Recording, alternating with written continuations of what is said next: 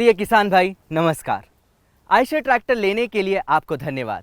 आयशर परिवार आपका स्वागत करता है।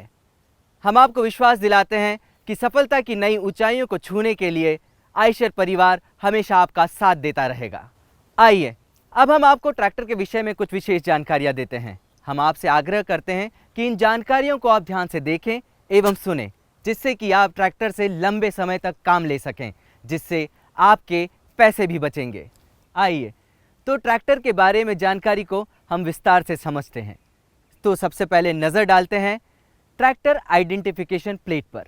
ये एक महत्वपूर्ण प्लेट होती है जिसके ऊपर ट्रैक्टर से संबंधित सभी जानकारियां अंकित होती हैं, जैसे कि ट्रैक्टर का मॉडल, चैसी नंबर और इंजन सीरियल नंबर, निर्माण वर्ष और पीटीओ एचपी। सभी आयशर ट्रैक्टर्स में चैसी नंबर फ्रंट एक्सेल के दाहिनी ओर लिखा होता है। आइए अब हम ट्रैक्टर्स के कुछ important control levers and paddles के बारे में जानते हैं। ब्रेक पैडल ट्रैक्टर को सड़क और खेत पर चलाने के लिए LH, RH बायां एवं दायां ब्रेकिंग सिस्टम दिया गया है, जिसे इंडिविजुअल ब्रेकिंग सिस्टम भी कहते हैं। सड़क पर ट्रैक्टर को चलाते समय लैच को इंगेज कर दें अथवा बंद कर दें, और जब खेत में ट्रैक्टर को चलाना हो, इस लेच को खोलने से छोटे खेतों में ट्रैक्टर को शार्प टर्न लेने में अथवा वहीं के वहीं मोड़ने में काफ़ी आसानी होती है। पार्किंग ब्रेक लीवर, इसके इस्तेमाल के लिए सबसे पहले पैडल को दबाएं एवं लीवर को ऊपर की ओर उठाएं। अब इसे वापस रिलीज करने के लिए पैडल को पुनः दबाएं तथा लीवर को नीचे कर दें। फुट एक्सीलरेटर, जब आप ट्रैक्टर को सड़क पर चलाएं तब आप फुट एक्सीलरेटर का इस्तेमाल करें। हैंड एक्सीलरेटर, जब आप ट्रैक्टर को खेत में चलाएं तब हैंड एक्सीलरेटर का यूज़ करें। जब आप एक्सीलरेटर को अपनी ओर खींचेंगे तब इंजन का आरपीएम बढ़ जाता है, और जब आप हैंड एक्सीलरेटर को आगे की ओर धकेलते हैं इंजन का आरपीएम घट जाता है। स्टाइलिश और सुंदर स्टीयरिंग व्हील, जो ड्राइविंग के अनुभव को और सुहाना बनाता है। साइड शिफ्ट गियर लीवर, इसमें 4 फॉरवर्ड गियर एवं एक रिवर्स गियर की मार्किंग की गई है। सही गियर के चयन करने से उपकरण एवं ट्रैक्टर को चलाने में आसानी होती है तथा आपका डीजल भी बचता है। रेंज शिफ्ट लीवर, इस लीवर की सहायता से आप ट्रैक्टर को ज़रूरत के अनुसार हाई स्पीड रेंज एवं लो स्पीड रेंज में चला सकते हैं। इस तरह ट्रैक्टर में हाई और लो दोनों रेंज की स्पीड को मिलाकर 8 फॉरवर्ड और 2 रिवर्स, मतलब कुल मिलाकर 10 स्पीड मिलती है, जिनका ज़रूरत के अनुसार उपयोग किया जा सकता है। हाई लो रेंज चेंज करने के लिए पहले क्लच पैडल को पूरी तरह दबाएं और फिर इन दोनों लीवर्स को ज़रूरत के अनुसार शिफ्ट करें। अगर लीवर को शिफ्ट करने में कठिनाई हो या शिफ्ट करते समय असामान्य सी आवाज़ आए तो क्लच पैडल को दबाकर फिर से कोशिश करें। लो रेंज का उपयोग खेत में काम करते समय ऐसे कामों के लिए करें जहां पर आपको अधिक टॉर्क चाहिए, जैसे कि plough, subsoiler, rotavator, straw reaper, super seeder इत्यादि। हाई रेंज का उपयोग ट्रॉली को ट्रांसपोर्ट करने, ट्रैक्टर को एक खेत से दूसरे खेत में जाने में किया जाता है, क्योंकि उस समय हमें फास्ट मूवमेंट की आवश्यकता होती है। इसके अलावा कुछ कृषि कार्यों जैसे कि कल्टीवेटर और हैरो का प्रयोग भी हाई रेंज में ही किया जाता है। साइड शिफ्ट रेंज लीवर, हमारे 551 ट्रैक्टर मॉडल के एक वेरिएंट में आजकल ABC हाई, लो, मीडियम रेंज गियर भी आने लगा है, जिसमें आपको 12+3 यानी 15 गियर स्पीड मिलती है। PTO चेंज लीवर, ये PTO चेंज लीवर है। अब हम PTO चेंज लीवर की तीनों पोजीशन और उसके उपयोग के बारे में समझते हैं। स्टैंडर्ड PTO 540 रेंज को इंगेज करने के लिए सबसे पहले पैडल को दबाएं एवं इस लीवर को आगे की ओर धकेलें, और इसे वापस रिलीज करने के लिए वापस आप पैडल को दबाएं एवं इसे वापस न्यूट्रल करें। अभी ये इस वक्त न्यूट्रल पोजीशन में है। ग्राउंड, रिवर्स, MS PTO को एंगेज करने के लिए अब इसे क्लच दबा के पीछे की ओर धकेलें और क्लच को छोड़ दें। क्लच को पुनः दबाएं और इसे न्यूट्रल पोजीशन में वापस ले आएं और क्लच छोड़ दें। और हाँ, कुछ ट्रैक्टर मॉडल्स में ये शिफ्टिंग रिवर्स में भी होती है।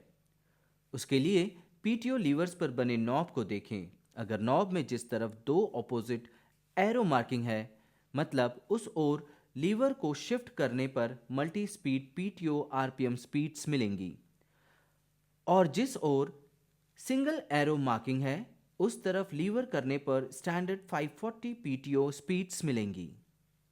एमएसपीटीओ में आपको 4 अतिरिक्त क्लॉकवाइज स्पीड और एक anti clockwise speed PTO shaft पर मिलती है।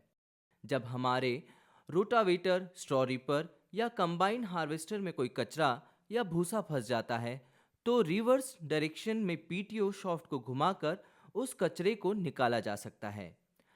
यदि हमें कोई ऐसे इंप्लीमेंट चलाने हैं जैसे थ्रेशर, वाटर पंप, ऑल्टरनेटर इत्यादि, जिसमें ट्रैक्टर को स्टेशनरी पोजीशन में खड़ा रखना है, तब मल्टी स्पीड पीटीओ का उपयोग करते समय ट्रैक्टर के हाई लो लीवर को न्यूट्रल पोजीशन में रखना होता है। इस समय पार्किंग ब्रेक्स भी लगा के रखना चाहिए, और यदि हमें ट्रैक्टर के चलते स्थिति में मल्टी स्पीड पीटीओ का उपयोग करना है तो हाई लो लीवर को लो रेंज में रखना होता है। Electrical function, digital hour meter और आरपीएम मीटर ये इंजन के चलने के घंटों को काउंट करता है। साथ में ये मीटर इंजन के आरपीएम को दर्शाता है और पूरे किए गए घंटों को रिकॉर्ड भी करता है, और ये घड़ी की तरह है तथा टाइम भी बताता है। फ्यूल गेज, ईंधन गेज। फ्यूल गेज या ईंधन गेज ये दिखाता है कि फ्यूल टैंक में फ्यूल का लेवल क्या है।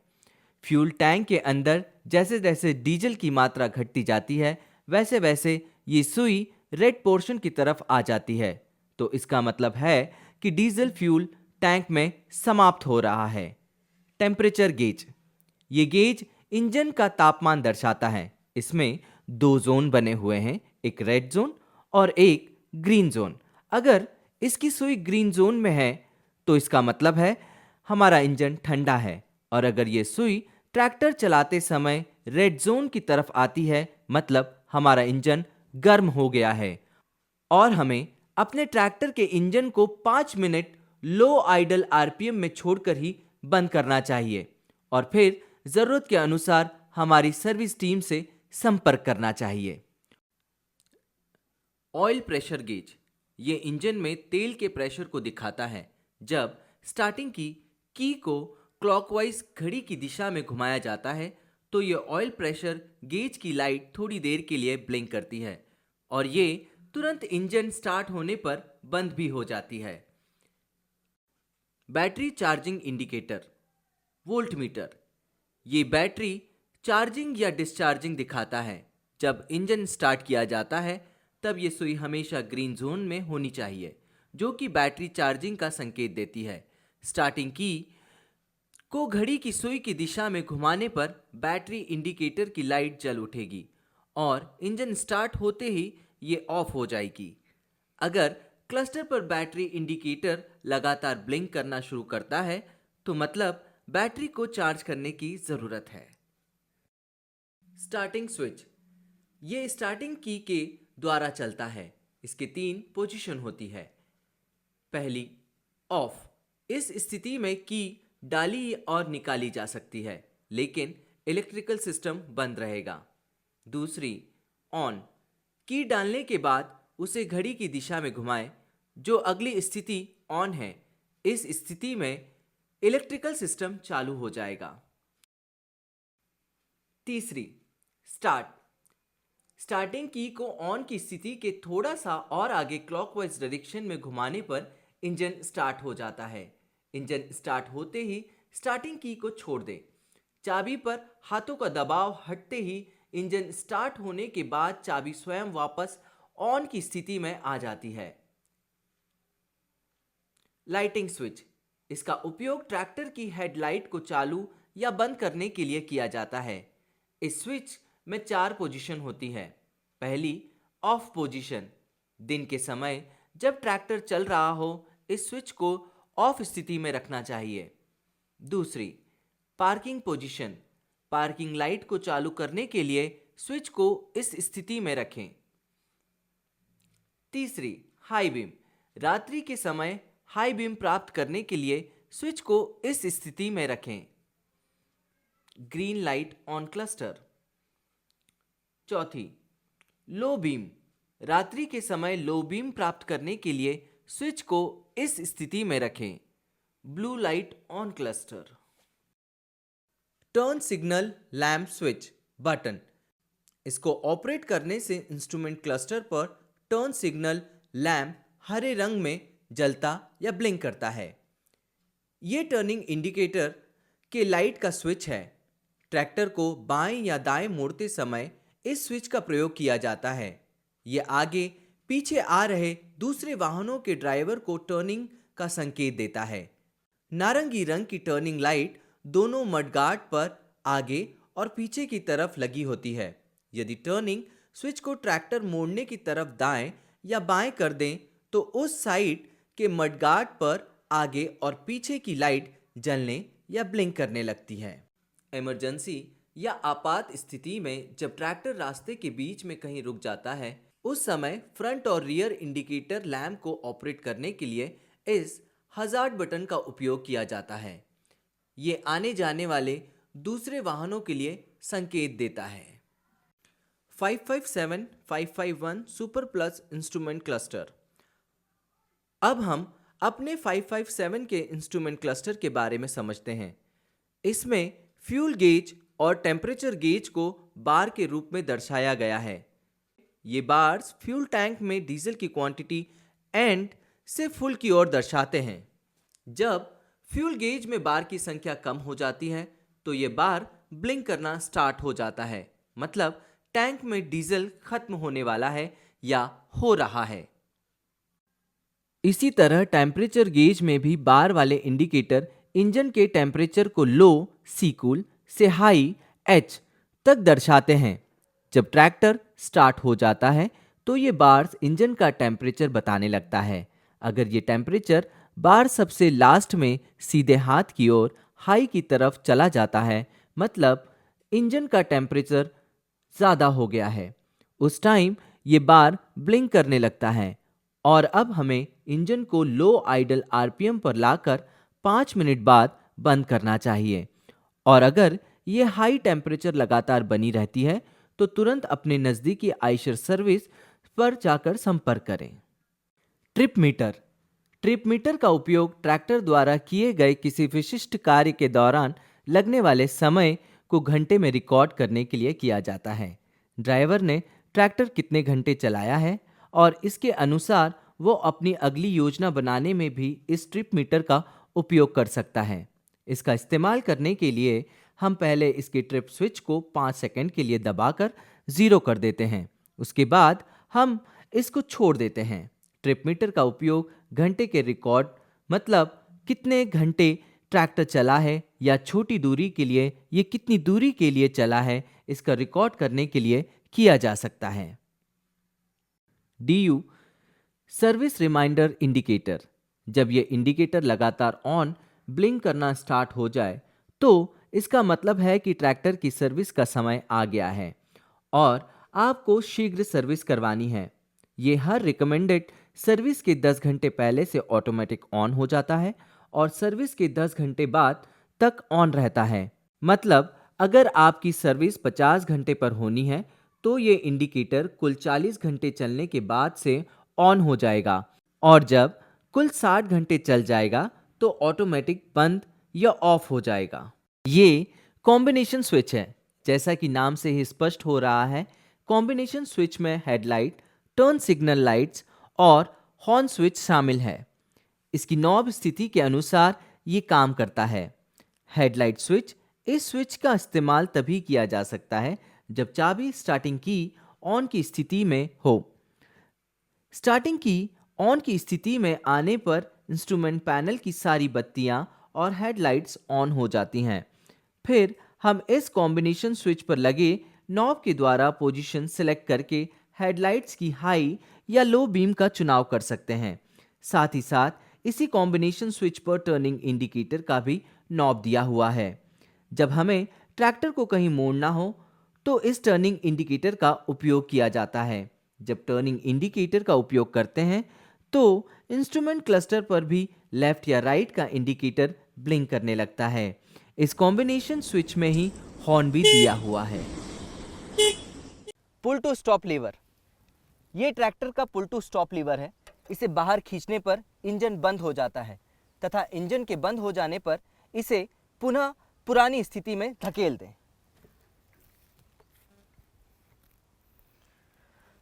आइए अब हम आपको ट्रैक्टर्स के अन्य इंपॉर्टेंट फंक्शंस के बारे में बताते हैं।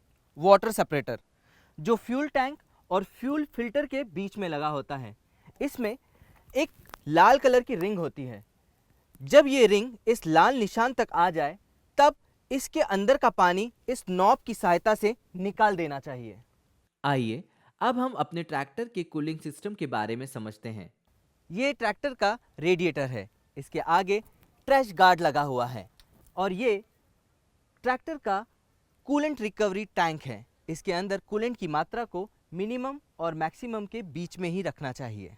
ये इंजन को ठंडा बनाए रखने में सहयोग करता है। ये रेडिएटर कैप है और ये भी ध्यान रखना चाहिए कि रेडिएटर कैप की सील को किसी तरह का कोई नुकसान ना हो। इंजन गर्म होने पर रेडिएटर कैप को कभी नहीं खोलना चाहिए। अगर कभी रेडिएटर कैप खोलने की ज़रूरत पड़ती है तो रेडिएटर कैप को पहले नीचे दबाएं और फिर उसे घड़ी की अपोजिट दिशा एंटी क्लॉकवाइज डायरेक्शन में ढीला करें ताकि रेडिएटर का प्रेशर बाहर निकल जाए। ट्रैक्टर स्टार्टिंग के पहले की जांचें। Engine oil checking. Oil check करने से पहले हमें ट्रैक्टर को समतल जगह पर खड़ा करना चाहिए। डीप स्टिक को निकालने के पहले ये सुनिश्चित कर लेना चाहिए कि डीप स्टिक उसकी सीट में अच्छी तरीके से बैठी हो ताकि डीप स्टिक पर इंजन ऑयल ट्रेसेस आसानी से दिखाई दे। तेल का लेवल इसी डीप स्टिक के मैक्सिमम और मिनिमम मार्क के बीच में ही होना चाहिए। यदि तेल का लेवल मिनिमम मार्क से कम हो तो तेल का टॉप अप करें। Transmission oil level checking. Eicher के सभी ट्रैक्टरों में गियर बॉक्स ऑयल और हाइड्रोलिक ऑयल एक ही होता है। इसके लिए कोई अलग अलग टैंक नहीं होते हैं। जब हमें ट्रांसमिशन ऑयल की चेकिंग करना है तो ऑयल लेवल इस डीप स्टिक में मैक्सिमम और मिनिमम मार्क के बीच में ही होना चाहिए। फैन बेल्ट टेंशन की जांच। ये बेल्ट वाटर पंप को चलाने और ऑल्टरनेटर के द्वारा बैटरी को चार्ज करती है। इसलिए इस बेल्ट को न तो बहुत टाइट और न ही बहुत ढीला होना चाहिए। इसकी टेंशन मतलब तनाव चेक करने के लिए हम इस बेल्ट को हाथ के अंगूठे को यहाँ से बीच में दबाकर देखते हैं तो इसे 5 से 7 मिलीमीटर तक ही दबना चाहिए। फ्यूल टैंक में ईंधन की जांच करें और सुनिश्चित करें कि फ्यूल कॉक खुला है। सुनिश्चित करें कि ब्रेक पैडल्स बायां और दायां में इंटरलॉक है। गियर को न्यूट्रल में डालें। पार्किंग ब्रेक को छोड़ दें। आइए अब हम देखते हैं हमारे ट्रैक्टर को कैसे स्टार्ट करते हैं। पहले क्लच पैडल को दबाएं। इंजन चलाने तक स्टार्टर को इंजन क्रैंक करने दें, लेकिन एक बार में 10 सेकंड से ज़्यादा नहीं। अगर पहले प्रयास में इंजन स्टार्ट नहीं होता तो फिर 30 सेकंड के बाद फिर ट्राई करें। इंजन स्टार्ट होते ही इस स्टार्टिंग की पर दबाव को छोड़ दें। ये की ऑटोमेटिक ही ऑन स्थिति में वापस आ जाएगी। इंजन को 5 मिनट के लिए मध्यम गति पर चलने दें ताकि वो गर्म हो सके। Oil pressure gauge, temperature gauge और बैटरी चार्जिंग इंडिकेटर की वर्किंग को चेक करें। ड्राइविंग के दौरान ध्यान रखने योग्य बातें। कभी भी क्लच पैडल पर पैर रखकर ट्रैक्टर को नहीं चलाना चाहिए। खेती के कामों के लिए हैंड एक्सीलेटर और सड़क पर ड्राइव करते समय फुट एक्सीलेटर का उपयोग करें। सड़क पर ड्राइव करते समय दोनों ब्रेक पैडल्स इंटरलॉक हों, ये कंफर्म करें।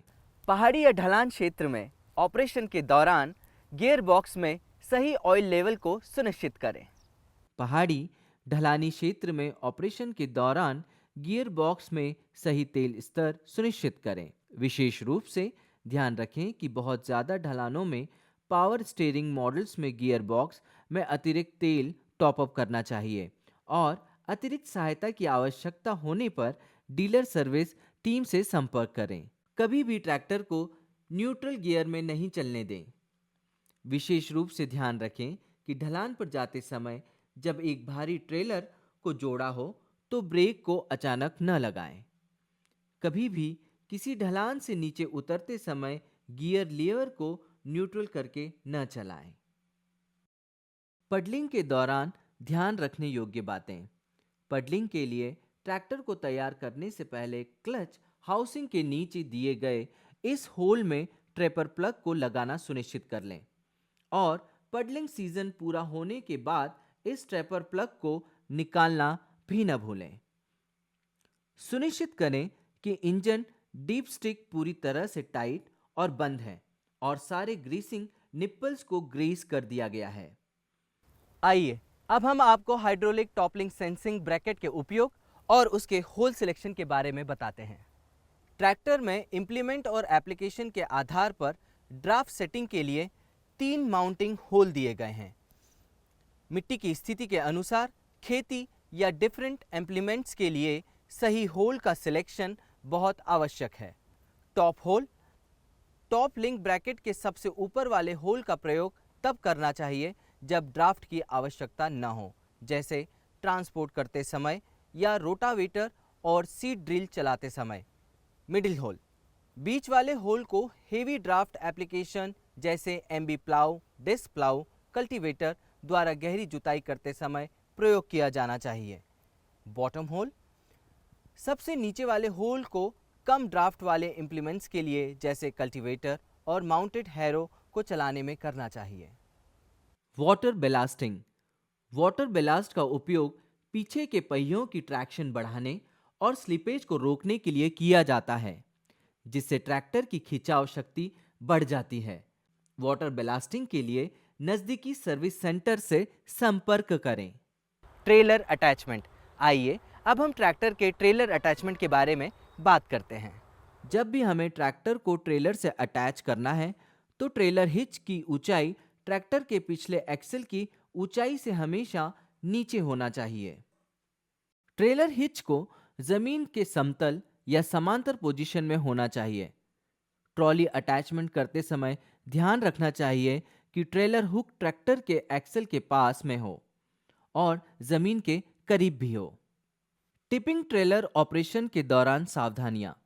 टिपिंग ट्रेलर सप्लायर की आवश्यकताओं के अनुसार केवल आयशर रक्षक ब्रांड के ऑयल का ही अतिरिक्त तेल के रूप में इस्तेमाल करें। दोनों हाइड्रोलिक लीवर्स को नीचे की ओर रखें। ट्रैक्टर को टिपिंग ट्रेलर से कनेक्ट करने से पहले ट्रेलर हाइड्रोलिक्स पाइप्स को साफ करें। टिपिंग ट्रेलर कनेक्शन को कनेक्ट करें। ट्रैक्टर को स्टार्ट करें और मोड सिलेक्टर वॉल्व को ओपन खुली पोजीशन में रखें। पोजीशन लीवर के माध्यम से लोअर लिंक को थोड़ा सा जमीन से उठाएं। इसके बाद मोड सिलेक्टर को बंद कर दें।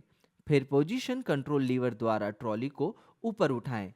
वांछित ऊंचाई प्राप्त करने के बाद पोजीशन कंट्रोल लीवर को थोड़ा सा वापस कर दें, जिसमें पीले लीवर की मदद से ट्रॉली को किसी भी समस्या के बिना लोड और अनलोड किया जा सकता है। अब हम हमारे ट्रैक्टर के हाइड्रोलिक सिस्टम को समझते हैं। हमारे ज़्यादातर मॉडल्स में हाइड्रोमेटिक हाइड्रोलिक का उपयोग किया जाता है, जिसमें लोअर लिंक पर 300 से ज़्यादा स्टेप्स मिलते हैं, जिससे 10 से 15% अधिक फसल प्राप्त होती है। शील्ड असेंबली में लगे लीवर्स की पहचान। पोजीशन कंट्रोल लीवर, ये पीले रंग का फ्लैट नॉब होता है। ड्राफ्ट कंट्रोल लीवर, ये ड्राफ्ट कंट्रोल लीवर है। Draft control lever hydraulic lift को इंप्लीमेंट के अनुसार एडजस्ट करके टायर स्लिपेज और फ्रंट लिफ्टिंग से बचाता है। अब हम ड्राफ्ट कंट्रोल लीवर की सेटिंग को समझते हैं। ड्राफ्ट कंट्रोल लीवर का प्रयोग करने के लिए पोजीशन कंट्रोल लीवर को सबसे नीचे की अवस्था में रखें और ड्राफ्ट कंट्रोल लीवर को इस पोजीशन में लेकर जाएं कि इंप्लीमेंट पूरा उठ जाए। इसके पश्चात ड्राफ्ट कंट्रोल या काले लीवर को धीरे धीरे नीचे लेकर आएं। जैसे ही आप ड्राफ्ट कंट्रोल लीवर को नीचे की तरफ लेकर आएंगे, वैसे ही इंप्लीमेंट जमीन पर टिक जाएगा। इसके पश्चात भी ड्राफ्ट कंट्रोल लीवर को धीरे धीरे और नीचे की तरफ लेकर आएं। ड्राफ्ट कंट्रोल लीवर को नीचे लेकर आने से इंप्लीमेंट की गहराई बढ़ेगी। इसके बाद ऐसी अवस्था में जहां पर इम्प्लीमेंट पर्याप्त गहराई ले ले और व्हील स्लीपेज भी कंट्रोल में हो तथा ट्रैक्टर में फ्रंट लिफ्टिंग भी ना हो रही हो। ऐसी स्थिति में सिलेक्टर नॉब लीवर द्वारा ड्राफ्ट कंट्रोल लीवर को लॉक कर दें। Position control lever. Position control lever का उपयोग इम्प्लीमेंट को ऊपर उठाने, नीचे गिराने व इम्प्लीमेंट को किसी भी वांछित रिक्वायर्ड स्थिति में रोकने के लिए किया जाता है।